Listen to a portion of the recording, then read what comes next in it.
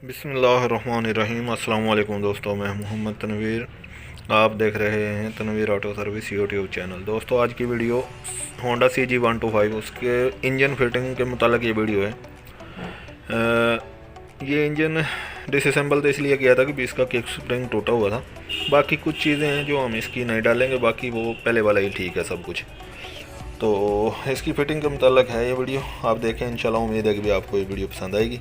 और कुछ चीज़ों का जो ख्याल रखना है वो मैं आपको बता देता हूँ कि भी एक तो इंजन की सफाई का आपने ख्याल करना है, और दूसरा कोशिश करें कि भी इसके अंदर कपड़ा इस्तेमाल ना हो, बूर वाला कपड़ा वो इस्तेमाल ना हो, और प्रेशर के साथ इसके इंजन की आप अंदर से सफाई करें। क्योंकि अगर आप कपड़ा इस्तेमाल करते हैं उसका बूर है जो वो आयल के अंदर मिल गया ना, बाद में आयल पंप वाली जो जाली होती है उसके ऊपर आ जाता है, और आयल पंप आयल उठाने में बड़ी परेशानी होती है, दुश्वारी होती है। उसमें बहुत कम मिकदार में आयल ऊपर उठा पाता है आयल पंप, ये प्रॉब्लम है। आप कपड़ा कोशिश करें ना ही इस्तेमाल करें, और प्रेशर के साथ उसको आप सफाई करें। दूसरा, ये गेयर फिटिंग और किक स्प्रिंग की फ़िटिंग आप देख रहे हैं। किक स्प्रिंग वगैरह हमने फिट कर दिया है, ये गेयर की फ़िटिंग है। और गेयर की मुकम्मल जो तफसील के साथ फ़िटिंग है मेरे चैनल पर वो भी मौजूद है। वीडियो मुकम्मल है ना, इसकी जितनी भी लॉक वाशरें वगैरह जो भी हैं उनकी तफसील की वीडियो मुकम्मल अपना ना इसके चैनल के ऊपर मौजूद है, वो भी आप जाके देख सकते हैं। और ये फिंगर आगे बड़ी गरारी जो है, स्लाइड गरारी है, उसके अंदर बड़ा फिंगर एडजस्ट होगा और छोटी गरारी के अंदर छोटा एडजस्ट होगा।